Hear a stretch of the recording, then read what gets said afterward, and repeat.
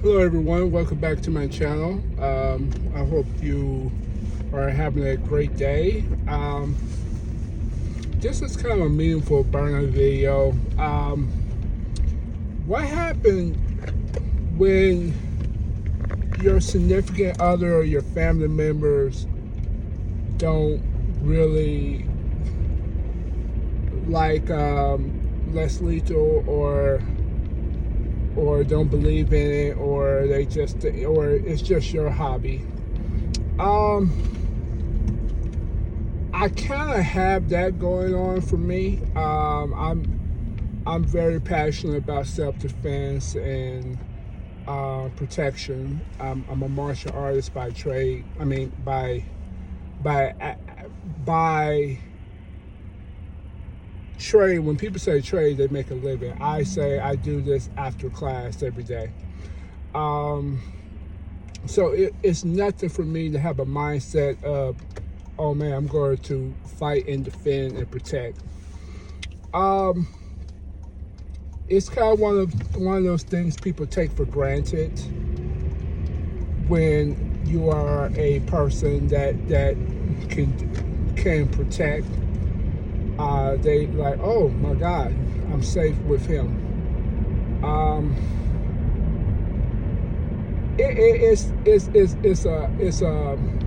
a plus and minus. It's a plus that they don't have to worry about security or anything. You are security with your less lethal, your Byrna, or your gun, or wherever you use for your ninja darts, or wherever that you use for self-defense.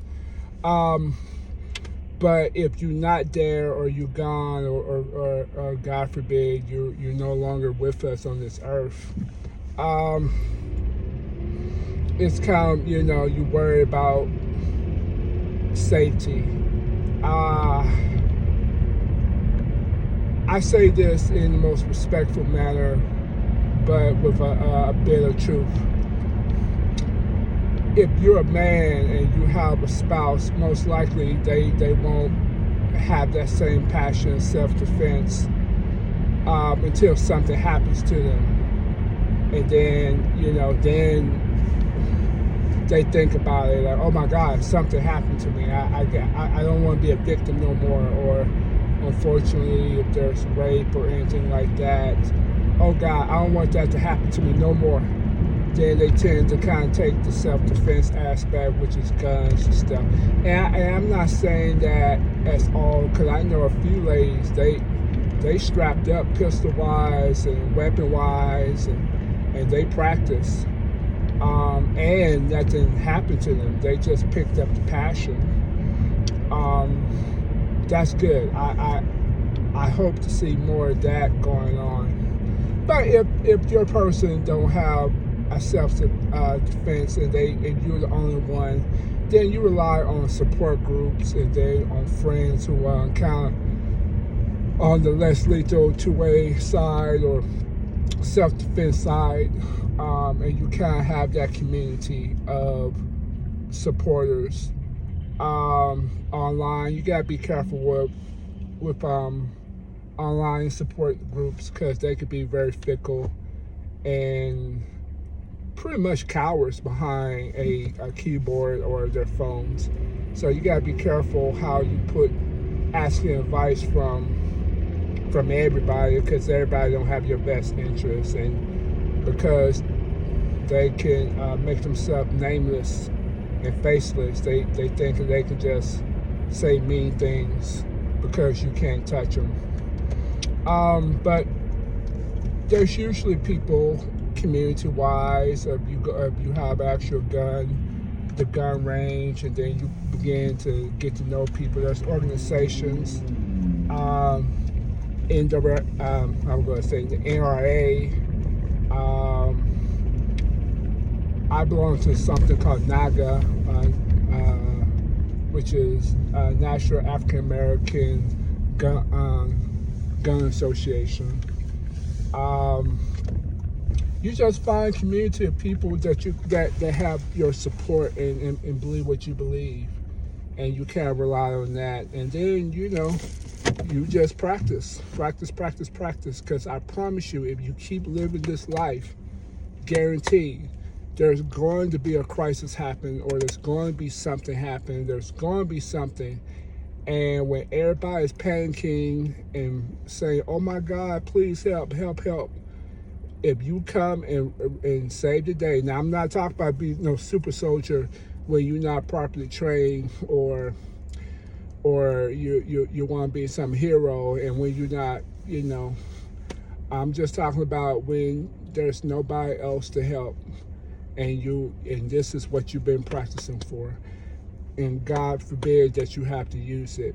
But in this life, it's always going to be a guarantee something going to happen. You just, you dare, and then, through trauma and struggle and altercation, people tend to think about or rethink about their perspective. Because I was like 2 years ago, I was like 3 years ago, I was like, okay, gun, I don't really think I need it. I'm not in a gun lifestyle, or I have gun situation going on. Where my hometown, Memphis, I no longer live in that lifestyle. So I'm like, okay, none of that stuff happened to me. And then Evolved to Texas happened, and I thought about, what if I can't get to them? What if they have a weapon from far off, and I can't single leg takedown, double leg takedown,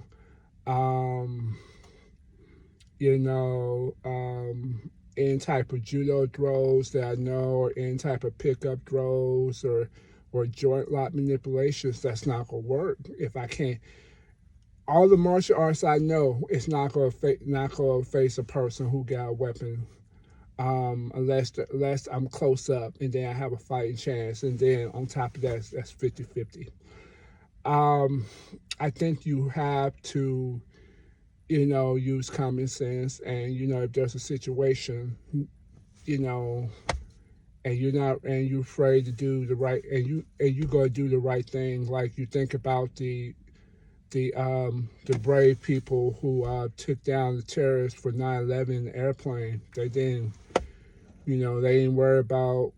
They did what they had to do, to give a fighting chance, because we all want to live. And if you got 10% to live and you only got 10%, we all going to take that chance.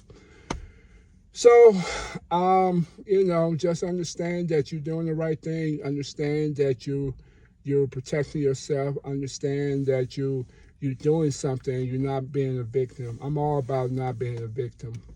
I've been a victim many times over my life, until I say, you know what, I ain't going to ever be a victim again. And then that's what started my journey in martial arts about 10 years ago. Because I'm like, I'm not going to be at anybody's mercy. I'm going to be able to be the aggressor and not the victim. So that's kind of what started my martial arts journey. Then this year started my less lethal. Next year, definitely, I'm going to get a handgun, because that's just the ultimate everything. And, you just, defend, not live in fear, but, protect and defend. But if the cops are there, by all means, let them do their job. But most of the time, my life experience, the cops are always a little too late, and they just there to take report. That's just my observation, and just, calling cops on people and situations, and they not there when you need them. I'm not saying that they're not good. It's just they're undermanned, and they go where they necessarily need to go. So that's just my little 2 cents about it. Keep doing your less lethal, keep doing your Byrna, keep doing your pepper spray, keep doing wherever that you have, because when something happens and it goes wrong, they'd be glad you were there. So, till next time.